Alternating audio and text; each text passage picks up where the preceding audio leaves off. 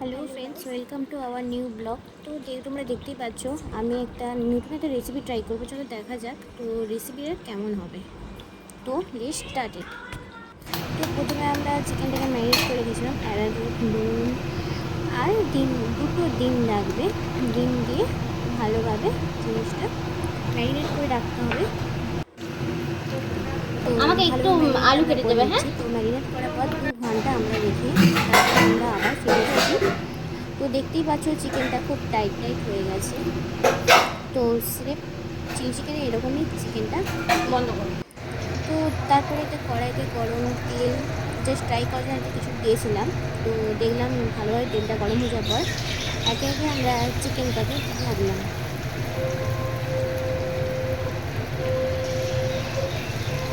পুরোপুরি ভালোভাবে deep fry হবে সেরকম মতো আমাদের একটু তেল নিতে গেছিল। এই প্রথমে একটা প্লেট দেখাবি। তো চিকেনটা প্রথমে এক পিঠ ভাজা হয়ে যাবে, আমি আবার আরেক পিঠ উল্টিয়ে দিলাম যাতে ভালোভাবে চিকেনটা তোর মুখ নিচ্ছে না। সেদ্ধ হয় প্লাস হচ্ছে ভাজাও হয়।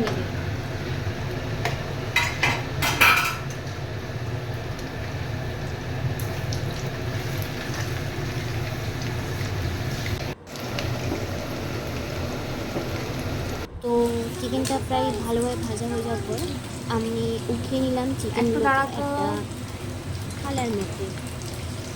তো তোমরা দেখতেই পাচ্ছ কি সুন্দর একটা স্পাইসি চিকেন, খুব সুন্দরই হয়েছিল, মানে এত সুন্দর ডিপ ফ্রাই হয়েছিল, মানে কী বলবো, ভালো একটা ডিপ ফ্রাই হয়েছিল যে রান্নাটা।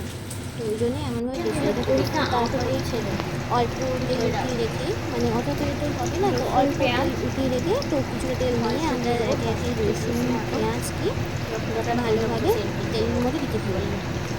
ওই তেলেই করতে হবে।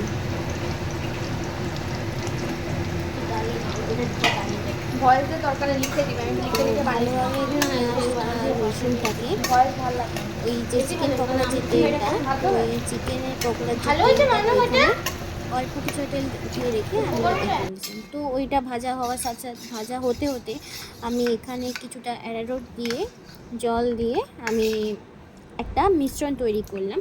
তো এই মিশ্রণটা আমি কখন দেবো দেখে নেবে। আর সাথে এটা তৈরি করেছিলাম একটা kasundi chilli sauce, tomato sauce, মানে আরও অনেক কিছু সস, আর সাথে একটু তেল, হালকা নুন দিয়ে একটা ম্যারিনেট তৈরি করে দিয়েছি। তো দেখতেই পাচ্ছ যে তোমরা পেঁয়াজটা খুব ভালোভাবে ভাজা হয়েছে। তো এরপর হয়তো আরেকটু ভাজা হতে হতে ক্যাপসিকামগুলো আমরা দিয়ে দিলাম। ক্যাপসিকামগুলো আমাদেরকে এরপরে ভেজে নিতে হবে, কারণ পেঁয়াজটা হালকা হালকা লাল হয়ে এসেছে। তো সেই কারণে পেঁয়াজটা যখন হালকা হালকা লাল হয়ে আসছে তখনই আমাদেরকে ক্যাপসিকাম দিয়ে দিতে হবে। তো ক্যাপসিকামটা ভেজে ভাজা হয়ে যাওয়ার পর আমরা যে সোয়া সস, কাসুন্দি, টমেটো সস দিয়ে আর একটু তেল দিয়ে যে ম্যারিনেটটা রেডি করে দিতাম সেই ম্যারিনেটটা দিয়ে দিলাম। তো হালকা ওই প্লেটে রাখা, মানে কিছু লেগেছিলো বলে, প্লেটে কিছুটা রাখা ছিল বলে, প্লেটটা মেখেছিলাম বলে হালকা জলটা চারদিকে প্লেটে গুলিয়ে আমি দিয়ে দিলাম, কড়াইতে দিয়ে দিলাম। এটা একটু দেখতেই পাচ্ছ কি সুন্দরভাবে তেলটা ছেড়েছে যদিও বা। তো আর একটু জল দিয়ে তার সাথে সামান্য পরিমাণ চিনি, মানে এটা চিনি পরিমাণটা তোমরা নিজেদের আন্দাজ মতন বা কতটা মাংস হবে সেই মতন তোমাদেরকে দিতে হবে। তো সাথে নুনও দিয়ে দিয়েছিলাম, নুন চিনি দুটোই দিয়ে দিয়েছিলাম। অ্যাকচুয়ালি ম্যারিনেটও আমাদের নুনটা কম হয়ে গেছিলো বলেই, চিকেন পকোড়ার নুনটা কম হয়ে গেছিলো বলেই আমি আবার কী হচ্ছে চিকেনে যখন রেডি করবো তখন আমি নুনটা দিয়ে দিয়েছিলাম। তো ভালোভাবে জল দিয়ে নুন, চিনি, ক্যাপসিকাম, রসুন, পেঁয়াজ সবকে একবারে ভালোভাবে আমি ফুটিয়ে নেব। 5 মিনিটের মধ্যে ফুটিয়ে নিচ্ছি। তো ফুটিয়ে নেওয়ার পর আমি একে একে চিকেন পকোড়াগুলো, মানে চিকেন যেগুলো ভেজে রেখেছিলাম সেই চিকেনগুলো আমি একে একে দিতে পারি।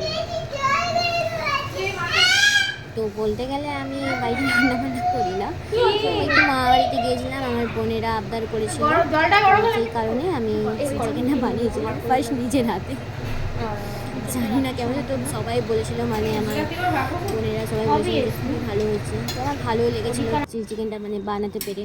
তো এরপর একটু জল থাকাকালীন ভাবুন অনেক জল আছে, তো সেই জলটাতে আপনার একটু মাখো বা একটু মানে কষা কষা বা একটু মাখো মাখো যদি খুঁজতে চান, না তো সেই কারণে আমি অ্যারারুট আর জলটা গুলে রেখেছিলাম, যাতে আমার জলটা বেশি হলে মানে ফার্স্ট টাইম ট্রাই করছি তো যদি বেশি হয়ে যায়, তাই জন্য আমি অ্যারারুট আর জল দিয়ে গুলে রেখেছিলাম। তো কিছুটা দিলাম আর কিছুটা আমি রেখে দিয়েছিলাম, কারণ অত তো আমার লাগেনি, তো আমি রেখে দিয়েছিলাম। এরপরে আবার মানু রান্না করবে, ভালোভাবে জিনিসটা ভালোভাবে আবার মানে কেন পুরো না? ভালোভাবে করে নিলাম, মিশিয়ে নিলাম জিনিসগুলো। তো দেখতেই পাচ্ছ আমার পুরোপুরি রেডি চিলি চিকেন। তো